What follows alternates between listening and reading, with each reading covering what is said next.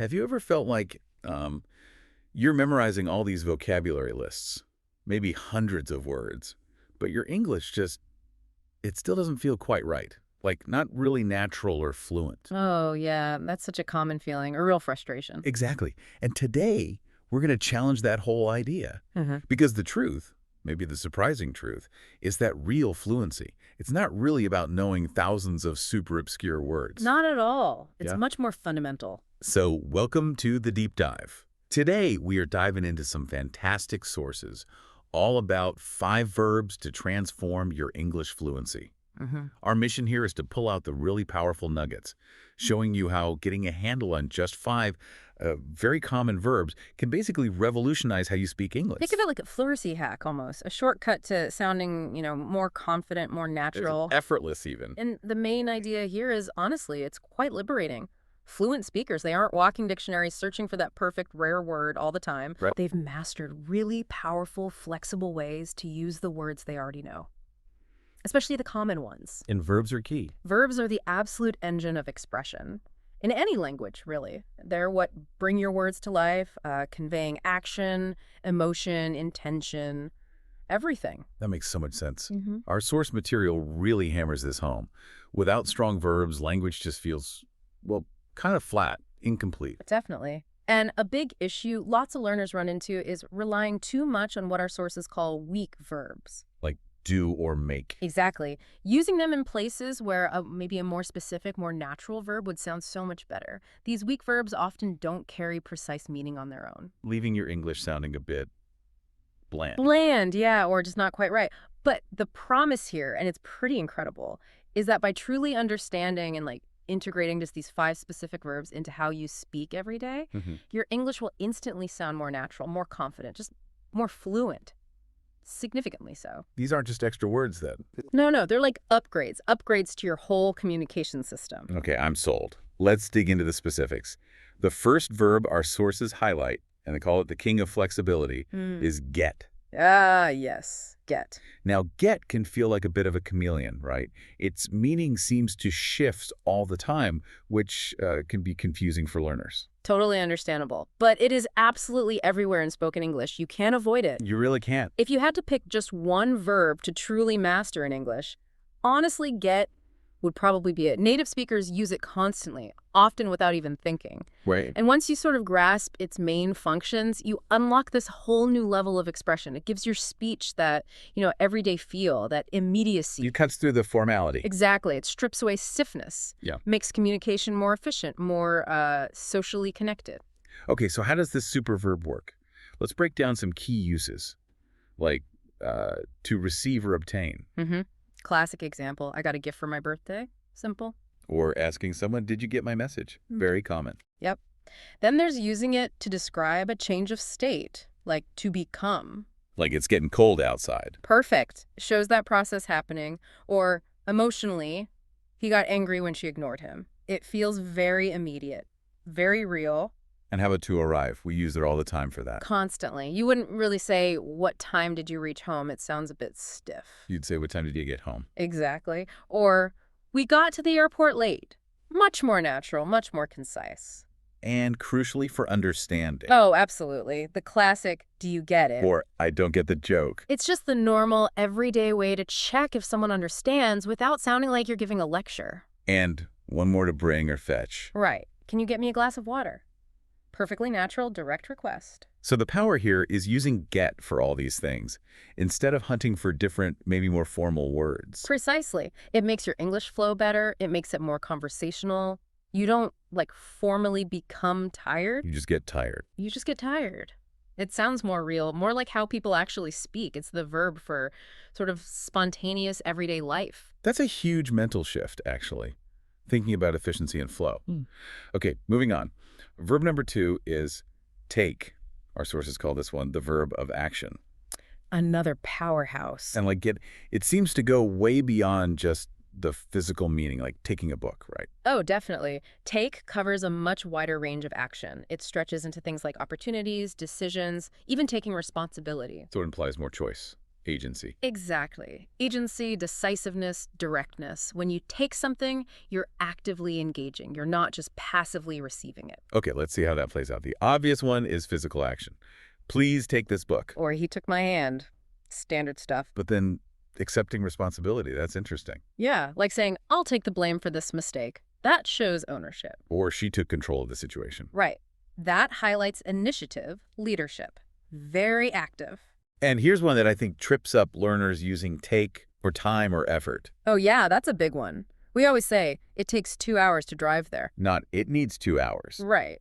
Or, learning English takes patience. It's about the required input, the effort involved. And it's also about seizing opportunities, isn't it? Absolutely crucial. Take the chance while you have it. That's common advice. Or he took advantage of the offer. Making a proactive choice. So for you listening, how does mastering take actually change your spoken English? Well, take just makes your English feel more active, more dynamic. You shift from sounding like a passive observer to an active participant. So instead of saying, it needs 2 hours. You say, it takes 2 hours, which is just, well, it's what people say. Or, she took control. Much more punchy, more impactful than, say, she started to control it. Right. Those little shifts make a big difference in sounding purposeful. They really do. It feels more immediate. Okay. Verb number 3. Make, the verb of creation. Now, I remember thinking make was mostly for physical things. Make a cake, make a model. Yeah, that's a super common starting point, but it's definitely a misconception. There's more to it. So much more. The real benefit of getting comfortable with make is realizing it's fundamentally about creating, producing, yes, but also influencing outcomes in life, not just in the kitchen. Ah, influencing. Okay. It's the verb for bringing things into existence, whether they're, tangible things or abstract concepts, plans, feelings. Gotcha. So let's look at examples. Of course, to create or produce. She made a beautiful painting. Or, can you make me some tea? Simple creation. But the influencing part, to cause something to happen, that sounds key. It absolutely is. This is where its real power lies, I think. Like the movie made me cry. Right. That feels much more direct than the movie caused me to cry. Way more direct and more natural. It's shorter, simpler, or your words made me smile. Okay. It shows that clear impact on someone else. It also covers preparing or arranging, right? Yep. I'll make a plan for tomorrow. Or, we made a reservation. Creating structure, making arrangements. And it can mean to force someone to act. The teacher made me do extra homework. A clear example of compelled action. So getting make right helps you express impact, emotion, power. Yeah. Just more naturally. It describes cause and effect in life. Precisely. That shift from, say, the movie caused me to cry to the movie made me cry. It's not just shorter. It captures that directness, that natural flow that's often missing if you're still translating in your head or reaching for more complex words. Using make gives your words that emotional weight. Yeah, that feeling of direct influence that native speakers use without thinking. Okay, 3 down, 2 to go. Number 4 is go, the verb of movement in life. Now, go seems, almost too simple at first. Deceptively simple, maybe. But our sources are right. It's absolutely essential, not just for movement, but for expressing change and even the direction our lives are heading. So its benefit is that it's like the verb of life's journey. That's a nice way to put it, yeah. It connects your present actions, your future plans, your past states, all in a really fluid, intuitive way. It makes your descriptions feel alive, vivid. Okay, so physical movement, obviously. I go to school. Let's go home. Simple, direct, can't live without it. But it's also huge for future plans. Oh, yeah. The going to future is fundamental. I'm going to visit Paris next year. He's going to start a new job. That's how we talk about intentions. Pretty much the default way. And here's where it gets really interesting for describing condition or state.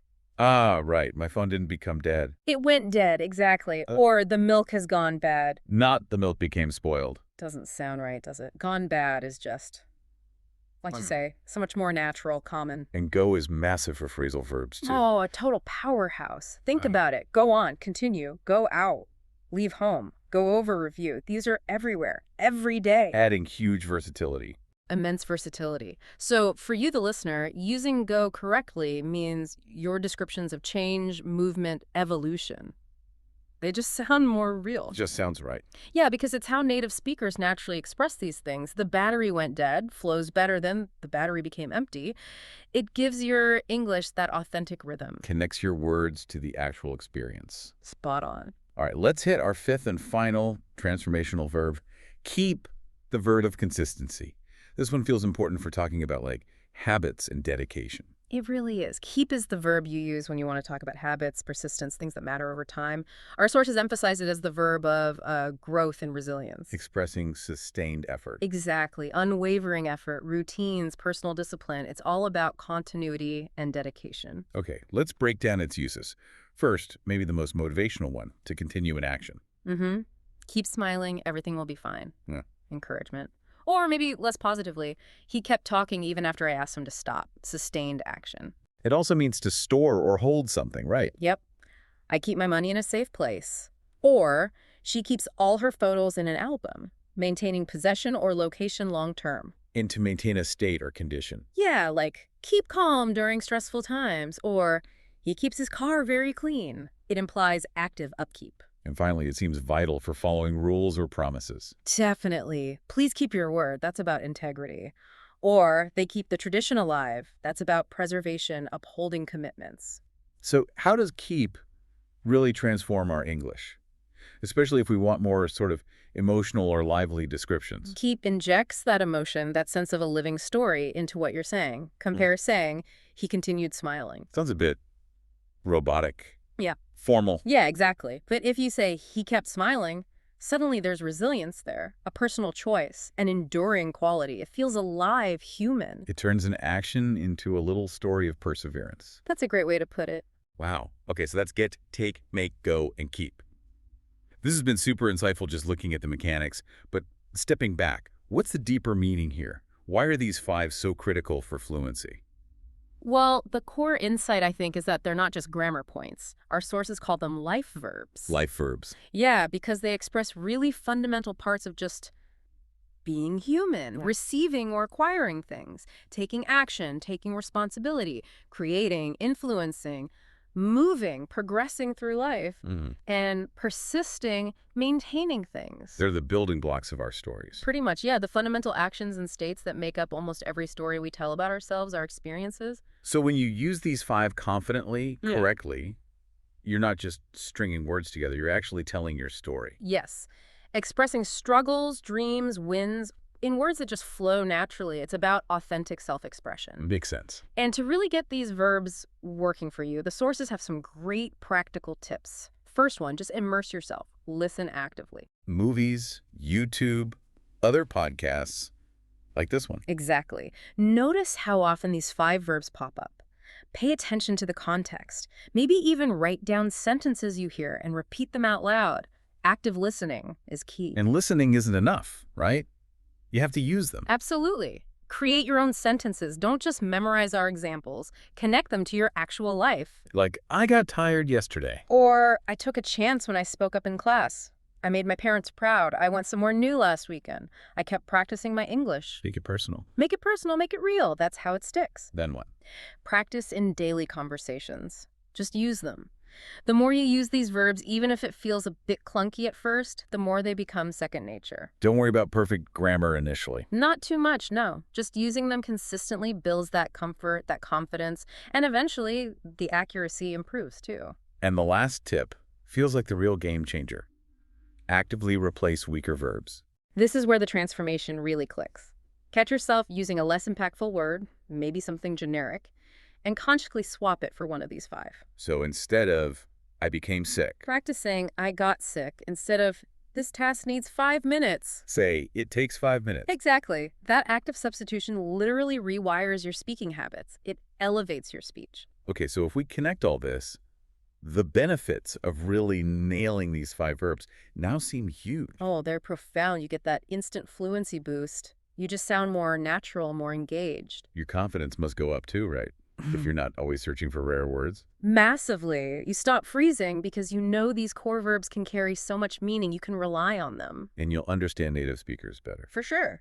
You'll finally get, using it. More of that everyday English, the idioms, the flow. It helps you connect. Plus, better storytelling.